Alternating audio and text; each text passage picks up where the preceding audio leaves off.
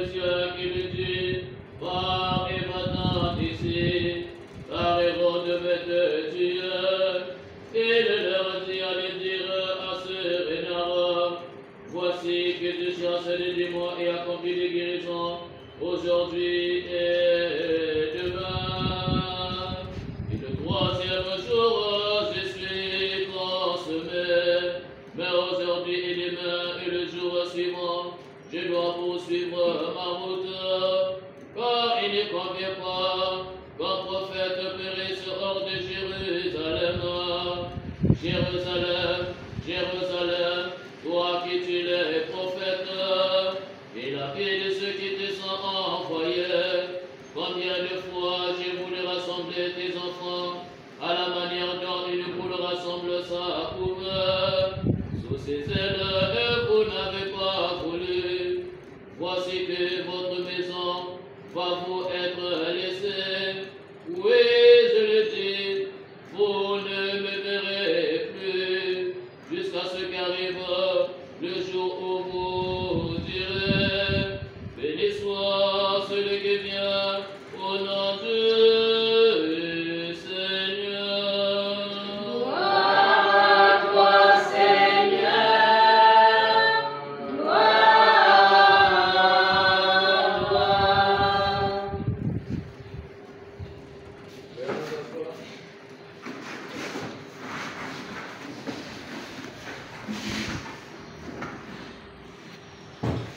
Le Seigneur est venu dans ce monde pour nous sauver et il a vécu parmi nous sur la terre.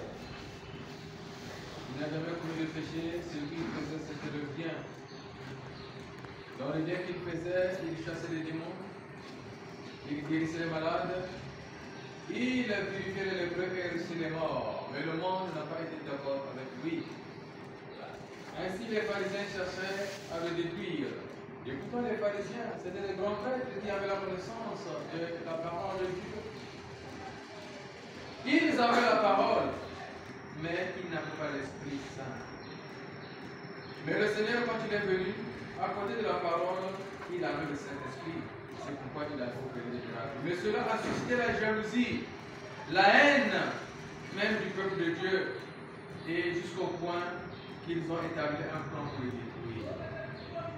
Mes frères, dans ce monde où nous sommes, nous devons le savoir, nous sommes comme dans véritable une jungle. La jungle où le plus fort écrase le plus faible. La jungle où l'ennemi rôde comme un lion rugissant pour chercher qui dévorer. Ainsi, si nous ne sommes pas prudents comme le serpent, ou plus comme la colombe, nous risquerons d'être la proie de nos détracteurs. Alors qu'il n'est pas permis, il ne nous est pas permis de perdre la vie que Dieu nous a donnée, sinon pour sa gloire. Il ne nous est pas permis de gaspiller la vie que Dieu nous a donnée, sinon pour le glorifier, le louer et le magnifier. Comment permettons-nous à l'ennemi de progresser dans notre vie? C'est pourquoi chacun doit apprendre à garder sa foi dans le Seigneur.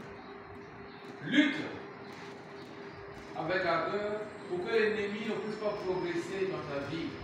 Ne permets pas à des détracteurs de prendre le dessus sur toi, parce que le Christ est en toi, et celui qui est en toi est plus fort que celui qui est dans le monde. Nous devons donc nous préparer psychologiquement dans notre pensée. Nous devons nous mettre debout dans notre cœur pour livrer ce combat. Nous n'avons pas demandé d'avoir peur de ce combat que le diable veut nous livrer, parce que nous savons que nous sommes plus forts. Oui, nous sommes plus forts. Ainsi, les pharisiens ont voulu détruire la vie de Jésus, mais ils n'ont pas pu, tant que l'heure n'était pas arrivée et les principes ou les préceptes établis par l'Éternel n'étaient pas concrétisés. Ils ne pouvaient pas toucher à sa vie. Pour nous, les frères, nous devons faire un effort d'être à côté du Seigneur. Parce que nous pouvons tout faire par nos propres efforts, par nos calculs mathématiques, oui. Mais si l'Éternel ne bâtit la maison, ceux qui la bâtissent travaillent en vain. Si l'Éternel ne bâtit la maison, ceux qui la bâtissent travaillent en vain.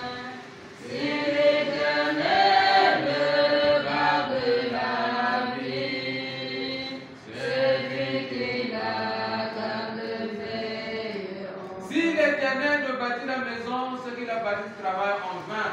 Si l'Éternel ne bâtit ta vie, ce que tu fais c'est bien, mais tu vas progresser un pas, deux pas, trois pas, tu seras confronté à un mur où tu ne sauras plus quoi faire. Parce que tu as voulu gérer ta vie avec tes propres calculs. Il ne nous a pas interdit d'espérer, de réfléchir, de projeter, mais nous devons apprendre à mettre Dieu au sol de notre existence pour que l'ennemi ne vienne pas gaspiller la grâce que Dieu nous a donnée.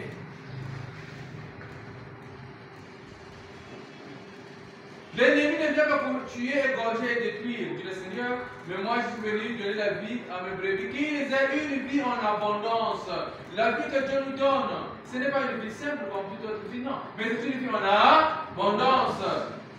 Tout ce que nous touchons doit être béni, tout ce que nous faisons doit se réaliser, parce que la main de l'Éternel est avec nous. Mais quand nous le gardons dans notre vie, ce que nous faisons ne marche pas, ce que nous touchons n'est pas béni. Mais qu'est-ce qui ne va pas? Dans notre relation avec le Seigneur, Dieu n'a jamais tort et n'aura jamais tort. Ça veut dire que ça ne marche pas. En nous, il y a quelque chose qui ne va pas. C'est pourquoi hier, dans l'évangile que nous avons écouté, ça nous a dit, celui qui veut venir à ma suite, qu'il renonce à lui-même, qu'il prenne sa croix et qu'il me suive. Chacun doit faire un engagement personnel, tenant compte de son état intégral. État physique, mental, psychologique, tout cela, en faisant une analyse. Ensuite, tu prends une décision qui te permettra de savoir quelle piste tu dois suivre pour être en communion avec le Maître. Quel chemin tu dois suivre pour être en communion avec le Créateur. En effet, Dieu nous a créés. Il ne nous a pas souhaité de souffrir. Parce que la souffrance peut nous donner de lui. Mais c'est l'ennemi du genre humain qui place sur notre chemin des obstacles, ce qu'on appelle communément la tentation. Et si nous pérégrissons dans cette tentation, nous perdons de vue la grâce de Dieu, ainsi nous sommes perdus. Alors nous sommes la proie de l'ennemi. Mes frères, ce soir le Seigneur va nous délivrer tous. Si tu as confiance en lui, la parole de Dieu se concrétise à la perfection, car la Bible déclare que Dieu ouvrirait sa promesse pour l'accomplir. Ce que Dieu a dit va se réaliser. Ainsi, si tu crois en cette parole de Dieu, tu vivras un miracle dans ta vie. Ta vie sera un témoignage vivant. Si tu crois en cette parole sera une lampe pour éclairer ton chemin. Cette lanterne qui va éclairer ton parcours. Et ta vie sera un témoignage vivant. Parce que les miracles et les prodiges vont t'accompagner, comme dit le Seigneur. Nous n'aurons plus besoin de demander un miracle au Seigneur. Nous n'aurons plus besoin de demander des prodiges au Seigneur. Le Seigneur va accomplir sa parole, car il a dit, il y aura des miracles et des prodiges qui accompagneront tous ceux qui auront cru. Tu verras que face à une situation, Dieu va créer les circonstances de dénouement inexpliquées. Face à un contexte de difficulté, face à une maladie, Dieu va créer un contexte de dénouement que tu n'as jamais imaginé. C'est là où Dieu mettra sur ton chemin tout ce qu'on appelle des relations de bénédiction.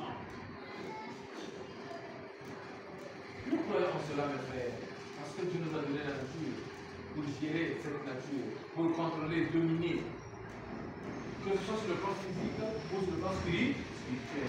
Mais nous nous laissons berner par l'ennemi du genre humain, parce que nous avons peur. Aujourd'hui, beaucoup de chrétiens ne croient même plus en leur prière.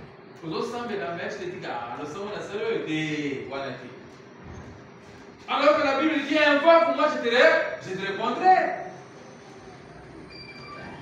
Je te révélerai les choses que je connais même de me part. Apprends à faire confiance à ta prière, à ton Dieu. Quand tu parles, il faut croire en ce que tu es en train de dire et cela va s'arriver.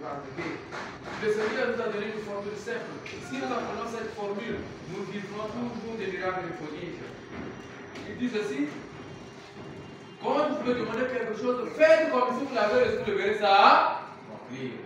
Ah Seigneur, donne-moi la guérison. Ah Seigneur, donne-moi la guérison. Mais tu dois faire comme si tu es déjà guéri. Mais quand tu demandes la guérison, mais tu n'as pas le cœur. Ah, Seigneur, tu veux mourir. Bien. Si tu demandes quelque chose, fais comme si tu l'as Sous d'autres, si on appelle ça la visualisation. Vivre déjà ce que tu veux. Et tu le vis déjà en esprit. Et nous savons que c'est le spirituel qui domine le physique.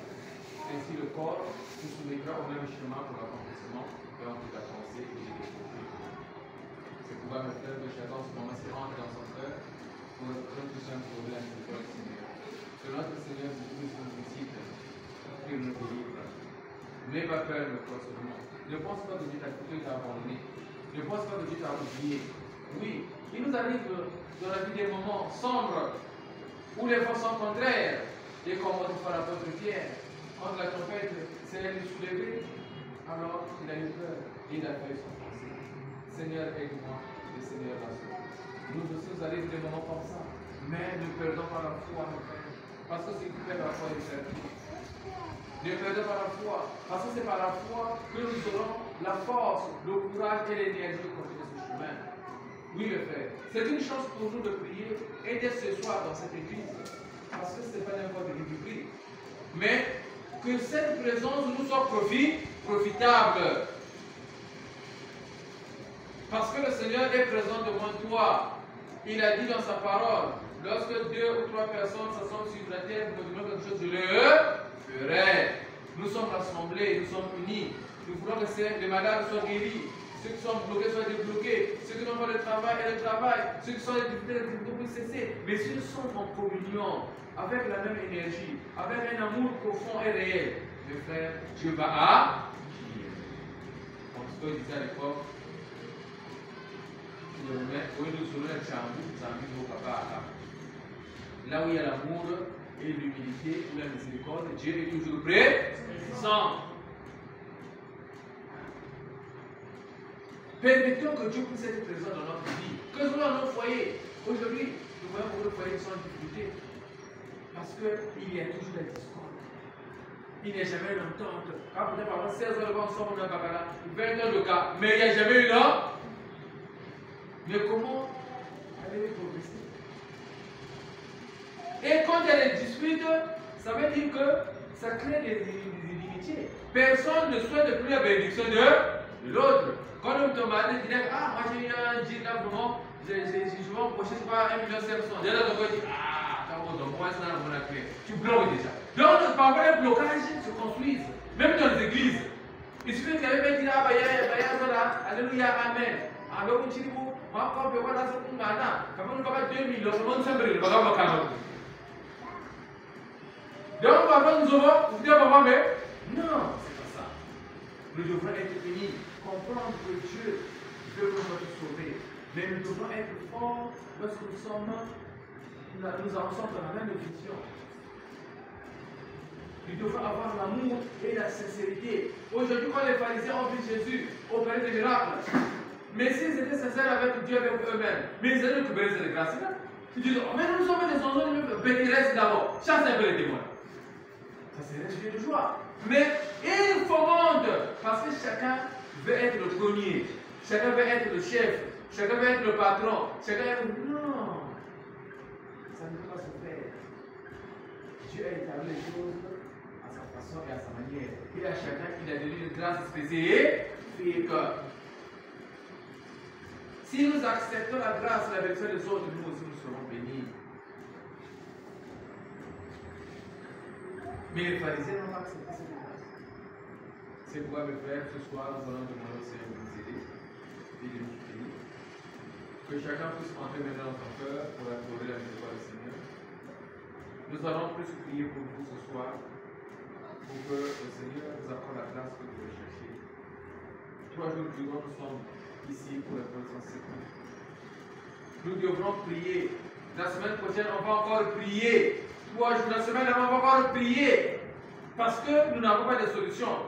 Mais si nous arrêtons de prier, non, nous devrons faire comme ce que faisait le prophète. Seigneur, je ne peux pas me taire tant que je ne vois pas moi-même la délivrance de Jérusalem. Nous aussi, ça on doit faire. Seigneur, je ne peux pas me taire tant que ma situation n'est pas réglée.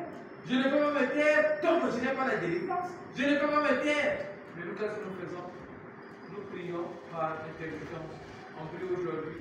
1 semaine après, on abandonne. 2 semaines après. Donc, Dans la prière, quand tu as abandonné, quand tu reviens, tu te vas à la case D. Mais oui. C'est pourquoi un jour c'est comme 1000 ans, 1000 c'est comme un jour. Même si tu viens seulement aujourd'hui, tu vas voir le même bénéfice que toi qui es là longtemps parce que tu n'as jamais pris au sérieux. Tu as pris